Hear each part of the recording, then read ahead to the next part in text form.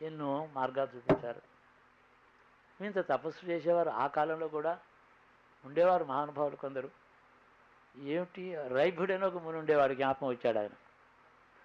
ఆయన ఎంత తపస్సు చేశాడనంటే బ్రహ్మవేత్త. అంతేకాదు ఆయన కుమారులు కూడా బ్రహ్మవేత్తలు అయినారు. ఆయన సంతానం అందరూ కూడా బ్రహ్మవేత్తలు అయ్యేంత తపస్సు చేశాడు ఆయన. There was a great sage known as Raibhya. He and his sons all became బ్రహ్మజ్ఞానీస్.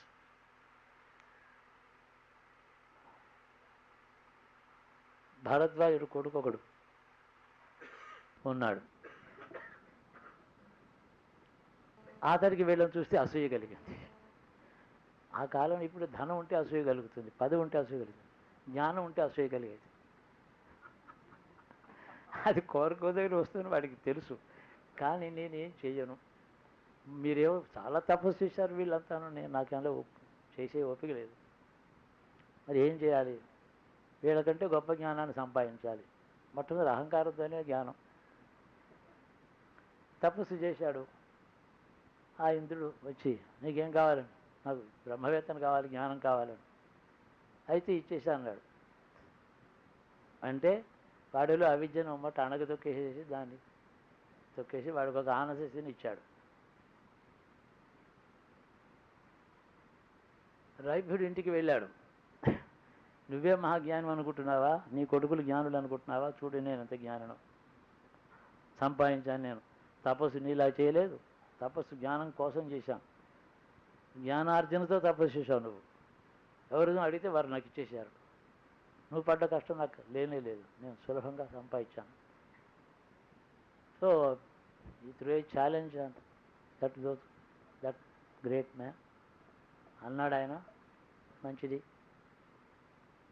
అంతేకాక మీరు నా ముందర చాలా అల్పులు, అది వాళ్ళు అవమానించారు.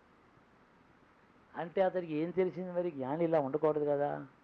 అంటే ఎవరి చేతనో ఇవ్వబడినటువంటిది అది దాంట్లో తన అజ్ఞానం సస్పెండ్ అయ్యింది.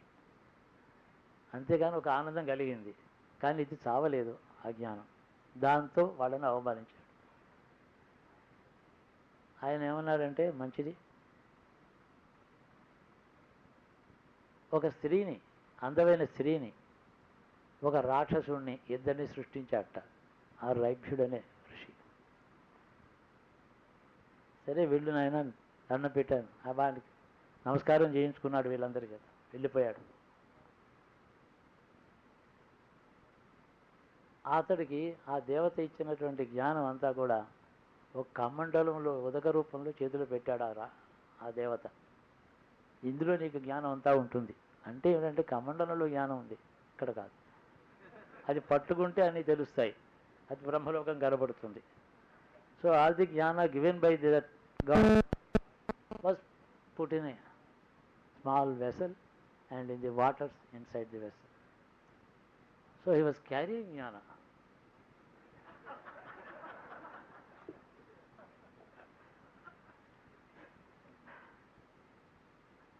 Whereas the others were wearing it. చూడండి, మేమంతా మోసుకుంటూ తిరిగాం సూట్ కేసు. మొదటిదాకా అదే పని మాకు. ఎక్కే విమానం, దిగే విమానం, సూట్ కేసులు లెక్క, ఇదే, ఇంకో పనే లేదు. అలాగే తీసుకెళ్ళాడు ఆయన.